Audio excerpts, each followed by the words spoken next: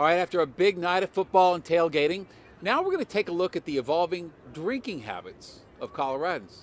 Denver 7's Russell Haythorn joins me now outside the stadium. It's not just about beer or booze anymore. Yeah, you're right, Shannon. Many fans opting for mocktails, in some cases spiked seltzers. From trendy lounges to local breweries, we're going 360 tonight, tapping into Colorado's ever-evolving drink scene.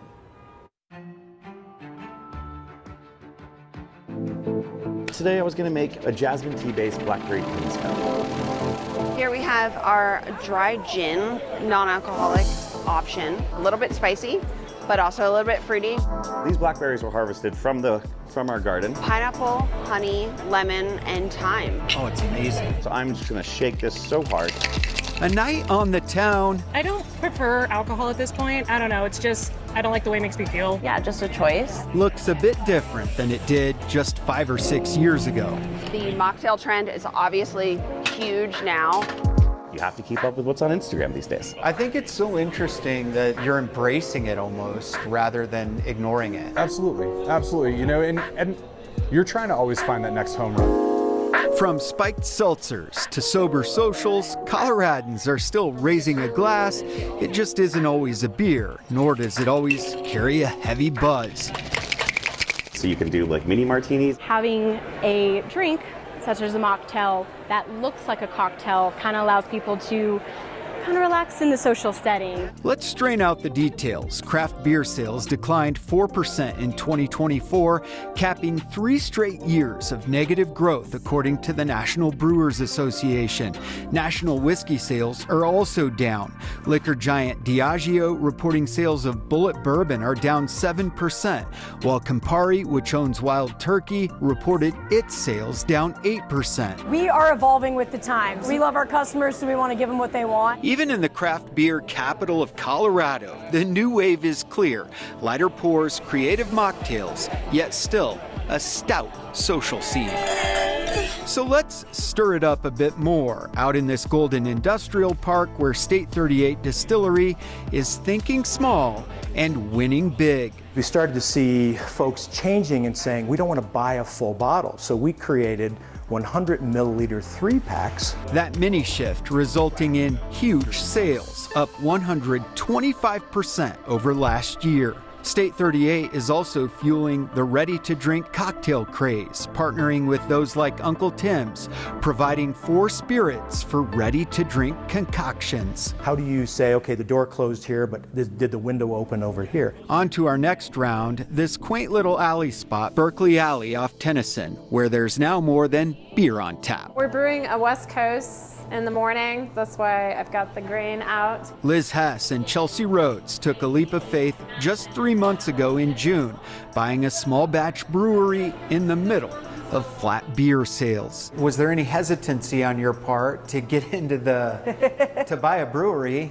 when trends are changing? Yeah, I mean, of course.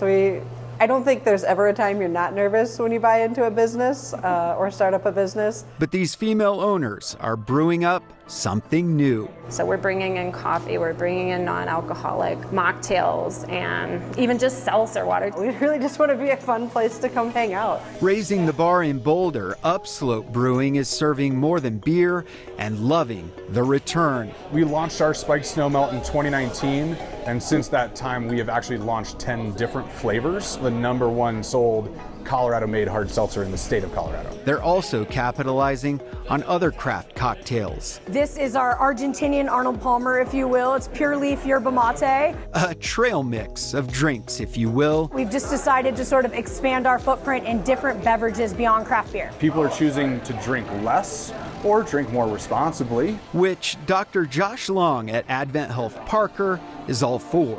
Alcohol does cause a litany of health issues affecting almost every organ system in the body. Dr. Long, who is a bariatric surgeon specializing in healthy habits, believes this shouldn't be a trend, but a prescription. Yeah, I recommend that every patient abstain. So you're on board with this sober curious movement? I think it should be more than curious, yes, if you like living. Yeah. As for those drinks without consequences, they're gaining social clout. And these are kind of done as a cordial. If you think mocktails are just juice in a fancy glass, think again. Any one of our mocktails has at least 5 or 6 ingredients. It's very well composed. Zebra striping is also in vogue, having a cocktail, then a mocktail, alternating between alcoholic and non-alcoholic drinks. Zebraing and having an alcoholic cocktail and then a mocktail is a very awesome transition. And those mocktail drinkers are proving you don't need booze to raise spirits. It doesn't bring me joy. Like, I don't enjoy it. So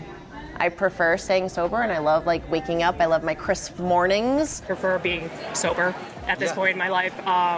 Being the designated driver, it helps a lot with other people. Mocktails in one hand, car keys in the other. It's great knowing a sober driver because you never have to worry about getting a taxi home or getting the last bus. You know, if you know someone who is good enough to give you a wee lift home after. Skipping the booze, but not the night out. To have the fancy, nice drink along with other people who do drink. We say if life throws you lemons, make a cocktail. Or a mocktail. Lower alcohols. This is a mocktail thing. This is your time to shine.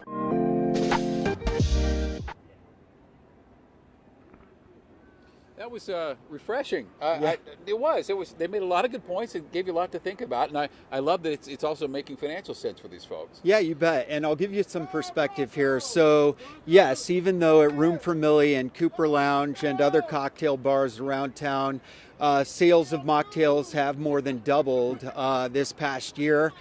They still only amount to about 2 to 4% of their total sales. Sure. So if you think about it, the vast majority of people who are going out are still opting for alcohol. But it is a trend. Yeah, You good bet. stuff. Good Yeah, to see you, thanks, Russ. Shannon. Thanks very much.